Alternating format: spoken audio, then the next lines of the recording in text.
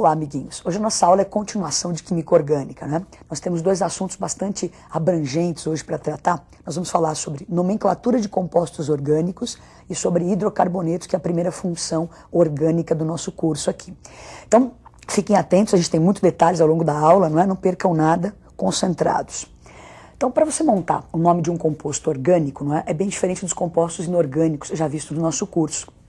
Os compostos orgânicos são uma maneira bem peculiar de dar o nome. Então nós vamos olhar a tela e observar como é que se monta o nome de um composto orgânico. Então lá, a nomenclatura oficial para um composto orgânico de cadeia normal, não é? Lembra que só tem carbonos primários e secundários? Você vai montar o nome somando um prefixo, esse prefixo vai indicar o número de átomos de carbono que eu tenho na cadeia, um infixo que vai indicar o tipo de ligação entre esses carbonos e um sufixo que vai caracterizar o grupo funcional, né? Se é um hidrocarboneto, se é um álcool. O que vai acontecer agora? Nós vamos ver os vários exemplos de sufixos, infixos e prefixos. Dê uma olhadinha então. Então o prefixo vai indicar o número de átomos de carbono que nós temos na cadeia. Então se tem um átomo de carbono, o prefixo é met, com 2 átomos, o prefixo é et, 3 prop, 4 but, 5 pent, e na sequência 6 hexa, 7 hepta, 8 oct, 9 non e 10 dec. Então aí são os prefixos. Na próxima tela você vai ver características do infixo, não é?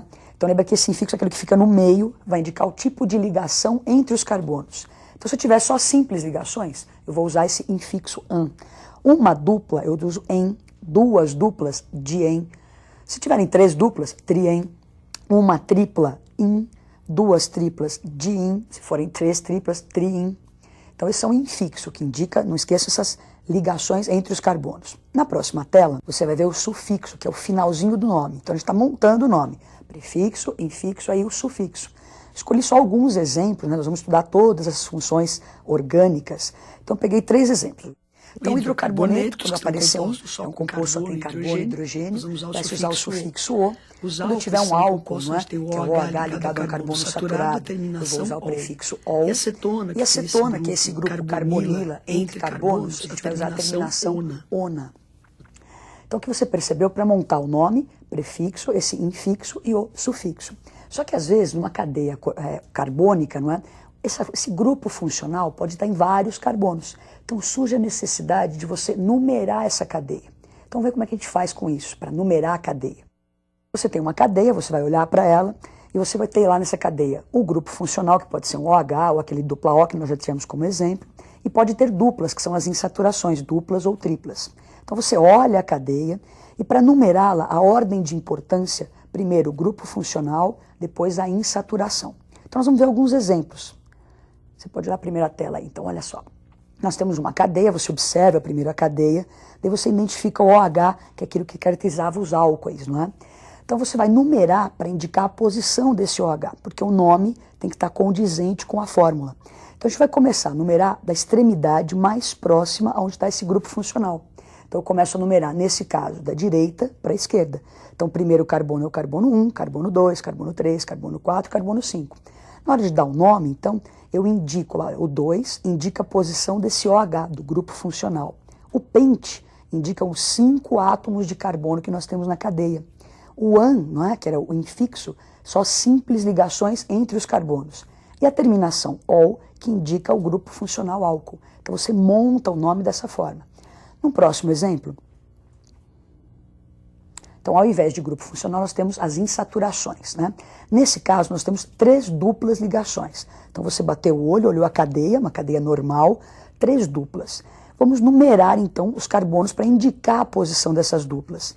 Só que na hora de numerar, aí no exemplo da sua tela está da esquerda para a direita. Então você tem a dupla no carbono 2, no carbono 3 e no carbono 5, né? Dupla no carbono 2, 3 e 5. Se você somar 2, 3 e 5, você tem um valor menor do que se você numerar a cadeia da direita para a esquerda. Se você numerasse ao contrário do que está aí, você teria as duplas ligações no carbono 2, 4 e 5. A soma daria um valor maior. Então sempre numerar e somar os valores e ter a menor soma, não é? Então 2, 3 e 5 é a posição das duplas. A cadeia tem 7 carbonos, então o prefixo lá hepta. Esse A a gente colocou para emendar bem o nome aí, não é? Como são 3 duplas, trien. E a terminação ou porque é um hidrocarboneto. Então, 2, 3 e 5 indicam as posições das duplas ligações, das insaturações. Bom, então nós vimos que a importância de você numerar a cadeia, não é? Para você localizar grupos funcionais e insaturações para cadeias normais. E quando nós tivermos, então, cadeias ramificadas, cadeias com carbonos terciários, quaternários, como proceder para dar um nome? A primeira coisa que você tem que fazer é escolher o que se chama de cadeia principal. Então vamos ver as características dessa cadeia principal. Então, para escolher essa cadeia principal, não é? Ela deve possuir o grupo funcional, deve estar ligado a essa cadeia, deve englobar o maior número de insaturações, de duplas e triplas possível, e a coisa mais importante, ter o maior número de átomos de carbono. Então, você vai olhar para uma cadeia, vai escolher a cadeia principal, então o maior número de átomos de carbono, que contenha o grupo funcional, que tem o maior número de insaturações. Então vamos dar uma olhadinha no exemplo. Então você olha para uma cadeia, você tem aí uma série de carbonos, a gente tem carbonos terciários, indicando que a cadeia é ramificada. Então eu tenho que escolher uma sequência com o maior número de átomos de carbono.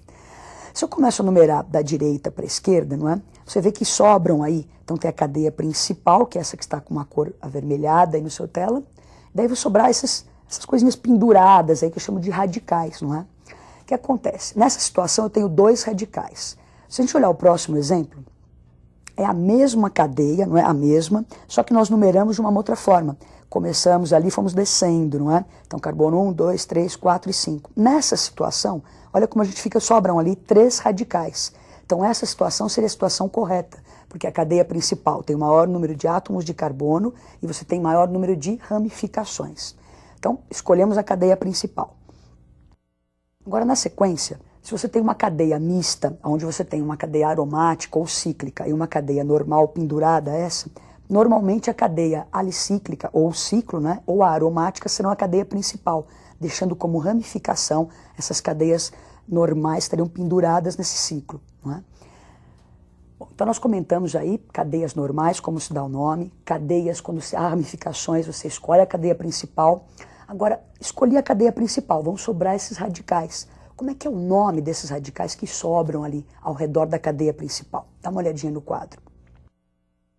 Então, se um radical tem um átomo de carbono, o nome dos radicais pode terminar em il ou em ila, não é? Então, um carbono seria o radical metil, 2 carbonos, etil. Agora, com 3 carbonos, a gente tem 2 possibilidades, não é? Esses 3 carbonos podem estar ligados à cadeia principal, como está aí no seu quadro, ao carbono primário, que seria o N-propil. Se você olhar então na próxima tela, você tem aí 3 carbonos também, só que esses 3 carbonos estariam ligados à cadeia principal pelo carbono secundário. Então seria sec-propil ou isopropil. Na próxima tela, mais alguns exemplos de radicais, não é? Com 6 carbonos, o anel aromático ligado a uma cadeia principal, nós teríamos então o fenil, e com 7 carbonos, o anel e esse carboninho, quando ligado à cadeia principal, seria o radical benzil.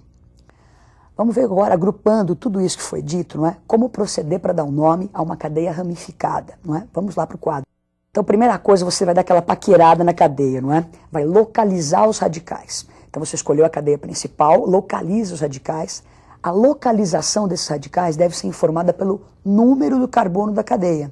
Então, a cadeia vai ser numerada a partir daquela ordem de importância que nós já vimos. Primeiro o grupo funcional, na extremidade mais próxima ao grupo funcional, depois a importância da insaturação e o que é menos importante seriam os radicais. Então vamos para os exemplos. Você olhou para a cadeia, né, deu aquela namorada na cadeia. Então você identifica o grupo OH, que é um radical, tem lá, escolher a cadeia principal. Então eu escolho, começo a contar, eu tenho 6 carbonos. Vou dar importância para o grupo funcional, que é o OH. Então começo a numerar da extremidade, da direita para a esquerda. Então sobrou ali um radical. Na hora de dar o nome, primeiro vai aparecer o nome do radical, depois o nome da cadeia principal. Então o nosso radical CH3, que é o metil, ele está no carbono 5. Então 5-metil. Daí o 2, né, indica o quê? A posição do OH, que é o grupo funcional. Então hexa, são 6 carbonos na cadeia, o AN das simples ligações e o ol, que é a terminação de álcool. Então 5-metil-2-hexanol. No próximo exemplo, se a cadeia apresentar 2 ou mais radicais, você deve usar o prefixo di, tri ou tetra para indicar a quantidade de radicais. Então dá uma observada no exemplo. Então você olhou para a cadeia, escolhe a cadeia principal, nesse caso é que está na horizontal, com 5 átomos de carbono, sobraram 3 radicais iguais, 3 radicais com um carbono, que é o metil. Então começo a numerar da extremidade da direita para a esquerda, para que a soma dos valores fique o menor possível, como já tínhamos dito. Então nós temos, olha, no carbono 2, tem 2 radicais, então eu ponho 2,2, daí o outro radical está no carbono 4, então eu indico a posição do radical pelo número do carbono que ele está. Então 2,2,4, como são 3 trimetil, daí pente, que são 5 carboninhos na cadeia principal, o AN das simples ligações e a terminação O porque é um alcano. No próximo exemplo, se a cadeia apresentar 2 ou mais radicais diferentes, eles devem ser indicados em ordem alfabética. Então dá uma olhadinha no nosso exemplo. É uma cadeia monstruosa, ali, enorme, não é? Então escolhemos a cadeia principal, essa que está na horizontal, com o maior número de átomos de carbono. Começamos a numerar da esquerda para a direita, não é? Então nós temos radicais com 2 carbonos, com 3 carbonos e com 1 carbono. Ordem alfabética. Então nós temos etil, isopropil e metil. Então começamos pelo etil. Então no carbono 4 temos o radical etil com 2 carboninhos ali. No carbono 5 o radical isopropil.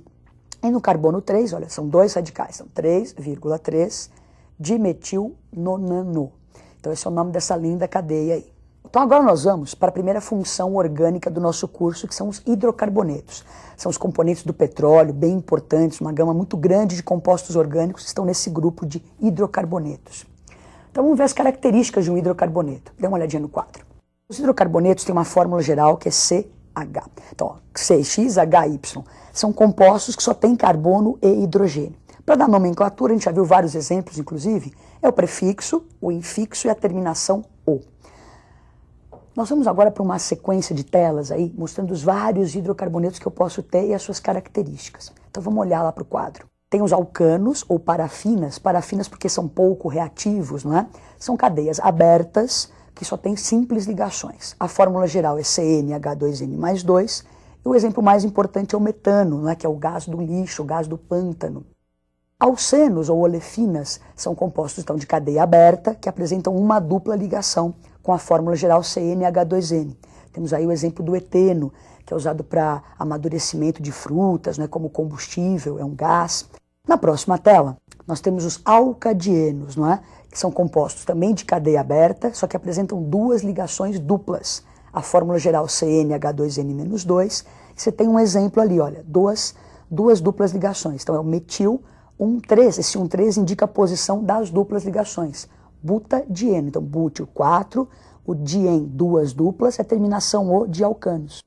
Na próxima tela, ainda falando de cadeias abertas, nós temos os alcínios, que são esses compostos, então, com uma tripla ligação, cuja fórmula geral é CnH2n-2. Temos o etino, que é também conhecido como acetileno, usado em maçaricos, não é? Bastante importante esse gás. Na próxima tela, agora começam então os compostos, os hidrocarbonetos de cadeia fechada, cadeia cíclica. Então nós temos os ciclanos, então são ciclos só com simples ligações, a fórmula geral CnH2n, e pode-se representá-los com uma figura geométrica. Então o ciclo butano, eu vejo 4 arestas ali, indicando a presença de 4 carbonos. Então põe a presença lá o ciclo butano. Ciclenos é quando você tem uma dupla ligação. CnH2n-2 é a fórmula geral, e você tem aí um exemplo do ciclo, né, do metilciclopropeno. Então existe a dupla, você faz aqueles 2 tracinhos ali indicando a dupla. Então é mais simples de representar por uma figura geométrica, dá menos trabalho, né, fica mais agradável de olhar ali. E para acabar, nós teríamos hidrocarbonetos aromáticos, não é? Que são cadeias que você tem o anel benzênico como mais importante, anel aromático. Então, sempre que aparecesse 6 carbonos com duplas alternadas, que eu posso fazer aquele círculo no meio, que é o benzeno, não é? Isso tem um grupo aromático, um hidrocarboneto aromático. E embaixo o naftaleno. Bom, demos uma pincelada rápida aí, não é? Nos hidrocarbonetos, terminação O, você lembra disso? Dá uma treinadinha, fez mais exemplos em casa, não é?